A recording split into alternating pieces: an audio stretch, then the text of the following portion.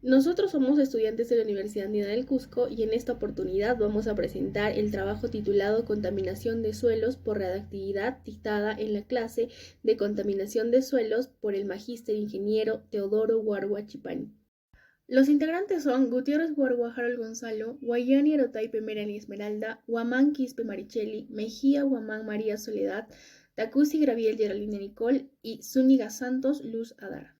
Denominamos contaminación radiactiva al tipo de contaminación que se genera en el suelo, en el agua y en el aire debido a sustancias radioactivas, las cuales pueden ser de origen natural, que son producidas por el medio ambiente, y las artificiales, que pues son capaces de emitir radioactividad produciendo protones, rayos gamma y electrones. Los accidentes ocurridos tras la construcción de centrales nucleares en diversas instalaciones, de los cuales Chernóbil ha sido uno de los más graves y con una incidencia transnacional, ha revivado una polémica en la que muchas veces se obvian las grandes lagunas que se tienen en el conocimiento de los isótopos radioactivos como agentes contaminantes de repercusiones más graves. El suelo forma parte de uno de los receptores terminales de los radioisótopos.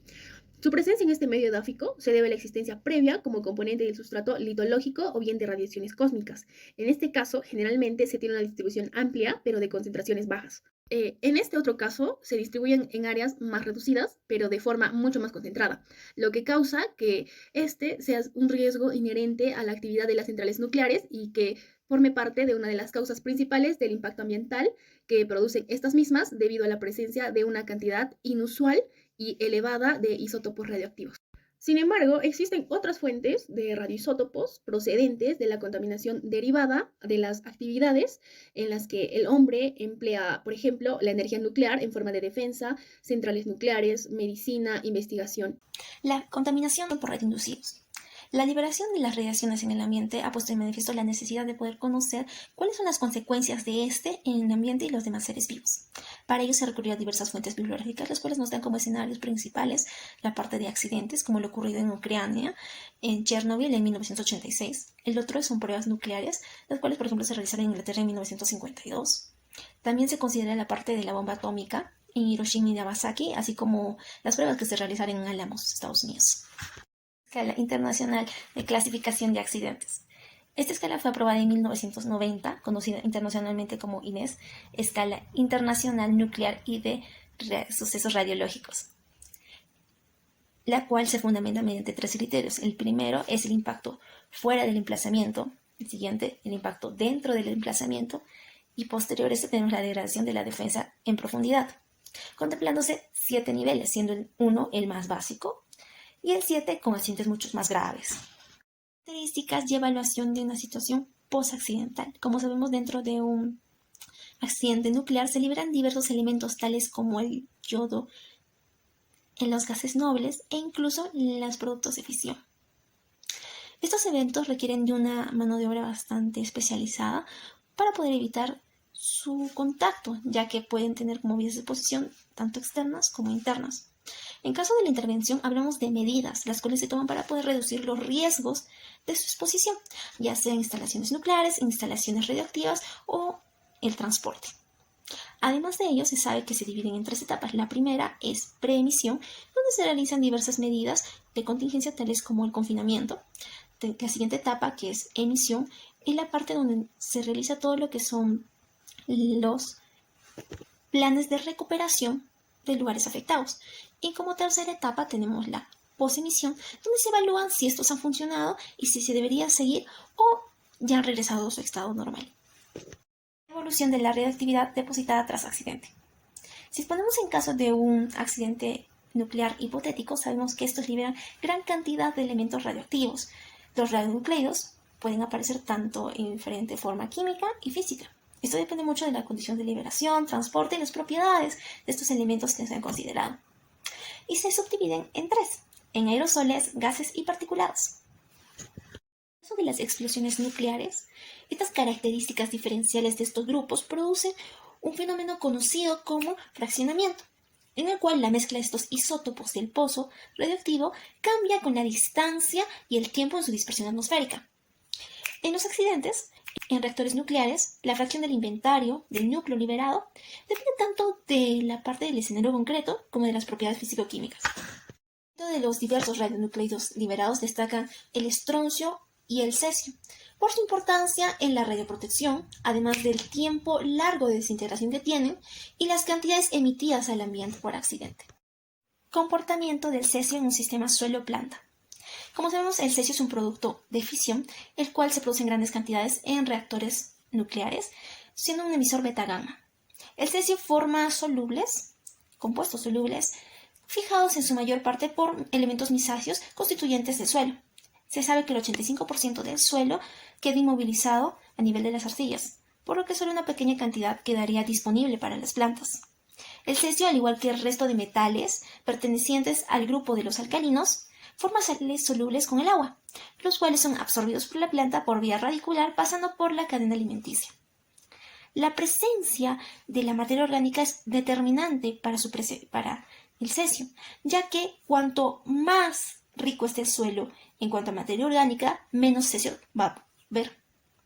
La fijación del cesio se incrementa cuando aumenta el contenido de arcillas en el suelo, cuando aumenta el contenido de potasio, así como se reduce la presencia de materia orgánica. La contaminación de las plantas por vía foliar es mayoritaria debido a su exposición directa. Sin embargo, una vez que el cesio sea depositado en el suelo, la contaminación se va a dar por vía radicular. Y eso depende mucho, principalmente de la especie vegetal, de la profundidad de sus raíces y el estado de desarrollo en el que se encuentre. Comportamiento del estroncio en el sistema suelo-planta. Para poder hablar de este tema, primero definirá el estroncio y cómo éste tiene un papel importante en cuanto a la radioactividad en el suelo. Como sabemos, el estroncio pertenece al grupo 2 y a los alcalinos térreos de la tabla periódica. Además, este posee dos radioisótopos principales, que son el estroncio 89 y el estroncio 90. Ambos son productos primarios de fisión producidos en gran cantidad en los reactores nucleares. El estroncio en el suelo. El estroncio se encuentra disponible en solución del suelo o en sitios de intercambio. El resto puede encontrarse absorbido en el suelo y de forma no disponible para las plantas. Claro, eso dependiendo de las propiedades del suelo. El isótopo estroncio 90. Este radionucleido es absorbido por vía radicular por las plantas, traslocado y transportado por el xilema de esta misma. Una vez dentro, la mayor concentración se encuentra en raíces, tallos, hojas, siendo menor en frutos y semillas. Asimismo, las especies vegetales poseen diferencias respecto a la capacidad de absorción y traslocación del estroncio. En general, las menores concentraciones de este estroncio 90 han sido encontradas en las gramíneas, mientras que en las crucíferas, leguminosas y las umbelíferas daban los valores más altos de absorción. El suelo como uno de los receptores terminales de radioisótopos. Un radioisótopo es un isótopo radiactivo, ya que tiene un núcleo atómico inestable y emite energía y partículas cuando cambia de esta forma a una más estable. En ese sentido, el suelo es uno de los receptores terminales de los radioisótopos. Su presencia en el medio edáfico se debe a la existencia previa como componente del sustrato litológico, o bien a las radiaciones cósmicas. Otra fuente de radioisótopos procede de la contaminación derivada de las actividades en las que el hombre emplea la energía nuclear, como la defensa, las centrales nucleares, la medicina, la investigación, etc. Incorporación de los radioisótopos al medio edáfico. Seguramente nos preguntamos cómo estos radioisótopos se incorporan al suelo. Esto se debe a la actividad específica de las centrales nucleares que lleva aparejada en ocasiones a dichos escapes. Estos escapes acaban depositándose en el suelo debido a la concurrencia de diversos factores climáticos como son la lluvia, la nieve, etc. Una de las causas que mayor incidencia tiene en la contaminación de suelos es la producción de residuos derivados de las actividades de las centrales nucleares. Dichos residuos contienen lixiviados que producen y contienen radionúclidos como el cobalto 60, el estroncio 90, el cesio 137, el torio 232, el uranio 235 y el plutonio de 239, entre otros, que terminan reteniéndose en los suelos por mucho tiempo. Radioisótopos y la estructura abiótica del suelo. La contaminación del medio edáfico por radioisótopos lleva aparejada algunos cambios en el funcionamiento químico de este mismo, que repercutirá posteriormente en la absorción de dichos isótopos por raíces y de las plantas y los organismos del suelo. Las propiedades físicas del suelo, especialmente su composición textural, influyen en gran medida en la retención de radionúclidos por fracción mineral. Podemos observar en esta gráfica cómo los diferentes tipos de suelos pueden reaccionar a la presencia de distintos radioisótopos. Asimismo, demuestra un efecto de la textura del suelo en la absorción de radioisótopos por las plantas. Seguramente también nos preguntamos cómo varía el pH del suelo ante la presencia de estos, pues el pH del suelo influye notablemente en la retención de radioisótopos. En los suelos con pH ácido, los hidrogeniones pueden desplazar otros cationes, aumentando las concentraciones de estos últimos en la solución del suelo. Por el contrario, los suelos que tienen un pH alcalino pueden formarse precipitados insolubles con aniones como el carbono y el fosfato, lo que traduce en una menor disponibilidad. Las centrales nucleares e impacto ambiental en el medio edáfico. Estas son provenientes de la explotación de las centrales nucleares, que plantean graves problemas, así como la liberación al ambiente de isótopos radiactivos. Accidentes como el de Chernobyl, que han sensibilizado a la opinión pública y a los organismos oficiales implicados, obligándoles a replantear el papel de las centrales nucleares en las políticas energéticas de los estados. El tratamiento de suelos contaminados por radiactividad. Afortunadamente, en los últimos años hubo un gran interés creciente en el uso de plantas para eliminar los radioisótopos del ambiente. Asimismo, la fitorremediación de una tecnología verde y viable desde el punto de vista económico, con un gran potencial para recuperar suelos contaminados por radioactividad. Dentro de estos tratamientos están los métodos físicos, que son la retirada de la capa superficial del suelo, la retirada de la vegetación, el arado normal y profundo, el emplazamiento profundo. Y dentro de los métodos químicos se encuentran todas aquellas técnicas que son utilizadas para los fijativos, los fertilizantes o lixiviados, para el control de la capa contaminada o para su descontaminación. Dentro de ellos también se encuentra la adición de fijativos y estabilizantes, la aplicación de fertilizantes y correctores edáficos y los lixiviados. El emplazamiento profundo.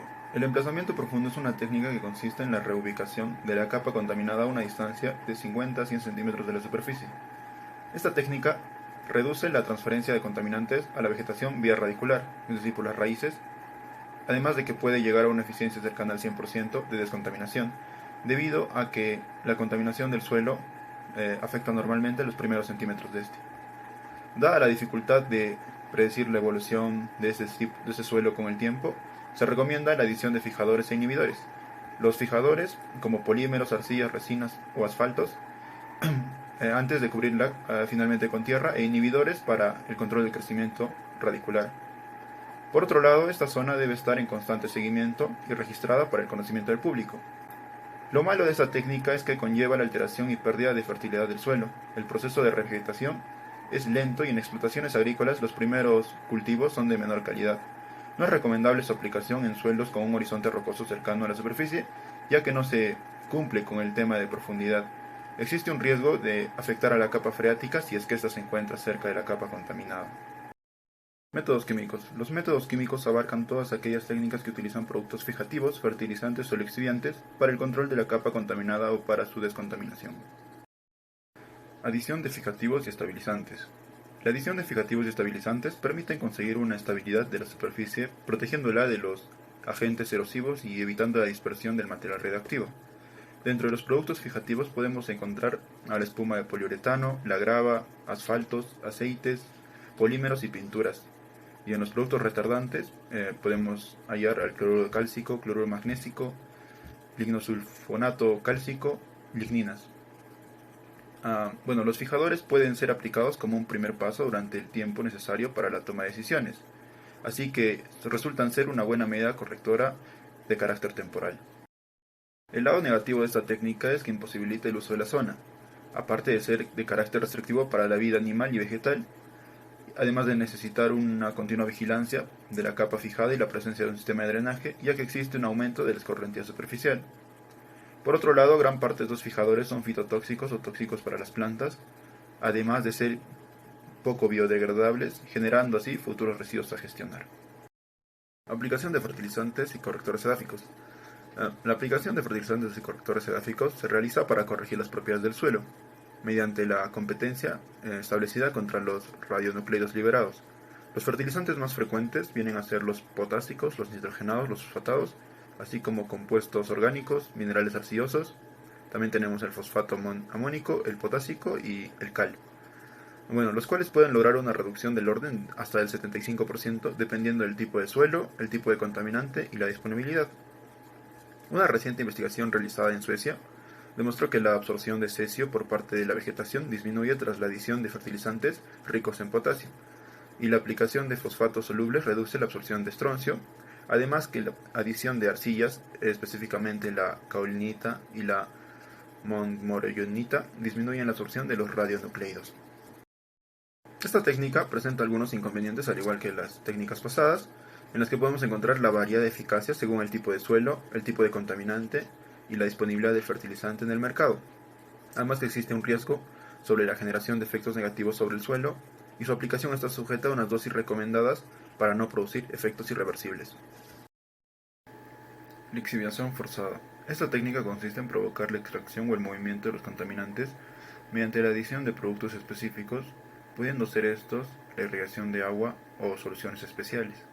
La movilidad de los radionucleidos no es que se diga muy alta, por lo que la adición controlada del agua o esas otras soluciones favorecen la migración de los radionucleidos y evitan la disponibilidad de estos para la vegetación. Este método permite una reducción de la resuspensión de los radionucleidos, además de resultar ser el método más económico y accesible para la remediación de este tipo de suelos contaminados. Por otro lado, la lixiviación forzada conlleva el traslado de otros elementos nutritivos del suelo junto con los radionucleidos, lo que conlleva el empobrecimiento del suelo y la necesidad de la posterior aplicación de fertilizantes y abonos, además de que se realiza o se hace un gran uso de la cantidad de agua o las soluciones específicas, además de que existe una posibilidad de alcanzar la capa freática. Métodos biológicos. Los métodos biológicos agrupan las medidas basadas en la utilización de especies vegetales, polímeros orgánicos y polisacáridos naturales sintetizados por algas y plantas. Fitotecnologías y la selección de cultivos. Bueno, esto consiste en reemplazar la vegetación natural de la zona por otra según con un fin concreto.